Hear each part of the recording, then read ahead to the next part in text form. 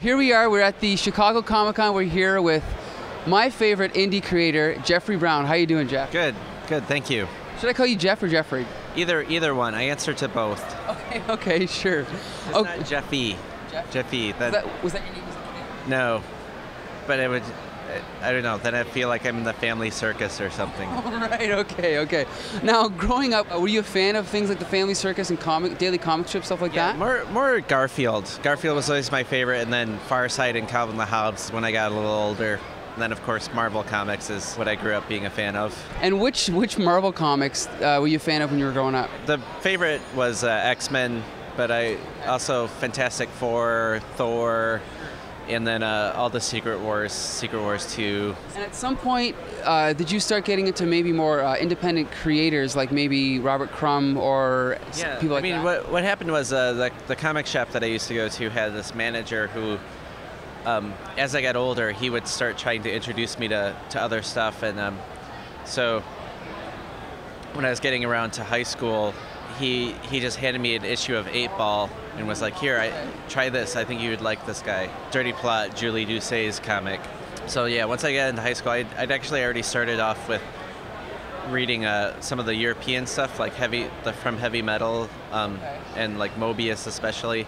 And then I kind of transitioned from there to, all the independent guys like Dan Clowes and Chester Brown and stuff. So. Now let me ask you this: as far as your style of drawing, when you were drawing as a kid, did you ever draw like the sort of Marvel style superheroes? Yeah, I attempted. I was. It never. It was a style that never. I was like a big fan of Art Adams, and so I'd have all these little lines, but it was a style that never necessarily felt right for me, I guess.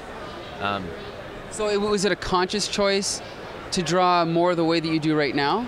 Yeah, I mean, what happened was in art school, I was doing these paintings and things, and I wanted to take a break from fine art, and the most fun I had drawing was when I was a kid, and so I tried to just draw in a way that I forgot everything I knew and all these influences and just kind of not think about it. And so that was the style. Like Clumsy was that first book that I did in that style. So it was a conscious decision to try and recapture the joy of drawing that I like. And drawing comics as a kid was the most fun I had making art. So yeah. And now, did you meet any resistance? Like when you showed your portfolio to publishers, did you meet any resistance to your style? I wouldn't say it was resistance so much. It was when I was submitting to publishers at first, I think it didn't really necessarily get it, or when they did get it, they were small enough publishers where it was like, like I was an unknown creator and it wasn't something that they felt that they could take a chance on. So it wasn't so much resistance, just so much that it was like not the right thing for them at the time. And as I built an audience and started off self-publishing, and when I had the finished book of Clumsy, then they could kind of see what the idea was behind it and how it made sense to have that style. In your Girlfriend trilogy, the girls that were portrayed in the story, do any of those girls, are they aware that they're featured in these stories? They're all aware. Oh, really? Okay. But I'm not really in touch with any of them, so I don't know how they feel about it these days. I mean, they know the books are out, and have they commented on them, or? Not to me so much. Okay. Hopefully, maybe they're just trying to avoid it and pretend it doesn't exist. I don't know. Did you find the experience of doing the comic, was it cathartic for you? I mean, I always try to make the autobiographical work not cathartic, it's never to win someone back or tell someone how I feel.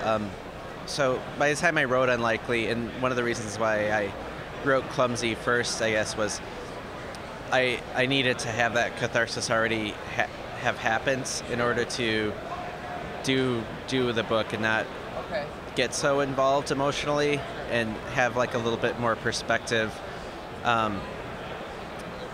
So I always think the books are less about me or the girl or like my own personal, emotional involvement, but more about ideas about relationships. So Clumsy isn't about this relationship as much as about how everyone remembers relationships and deals with certain things. So it's more about getting at these aspects of life and using my own experiences to do that, rather than actually just trying to say something about these people specifically. Okay.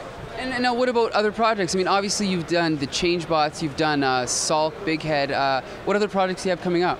I just finished working. I did a bunch of artwork for a film that I co-wrote, and there was 2 other writers, and they just finished shooting that film. Obviously live action then, live right? Action, and so one of the characters draws, so I did all of the artwork for that character, and that was a really great experience. It was really different, and so I'm looking forward to seeing how that turns out. Film is so collaborative as opposed to everything else I do is just me. And then the other 2 books, the 2 books I'm working on now, one is a Star Wars book actually. It's called Darth Vader and Son, and it's basically Luke Skywalker as a 4-year-old, and Darth Vader trying to be the dad. I'm assuming this is not published through Lucas or. Well, it's official. It'll be with Chronicle Books, and it's all licensed and official. So, yeah. I'm very excited about that. Yeah, it's grew up with Star Wars as much as anything, and so it's been a really fun book, and in a way it is kind of an autobiographical book because it's about my experiences with my son who's 4, and but just lots of jokes about Darth Vader teaching Luke how to ride a bike as a 4-year-old, and now let me ask, what's your favorite Star Wars movie? Empire Strikes Back. And least favorite? Maybe Attack of the Clones. Yeah, I concur. Okay, so then now if Marvel follows suit and does their own reboot, which title would you like to do? I mean, I would like to do X-Men and Wolverine, something. Yeah, probably something like that. I don't know. So Marvel, keep it in mind when you do your reboot next year. Right here, Jeffrey Brown on X-Men, right? Something. Comic Book Syndicate, assemble.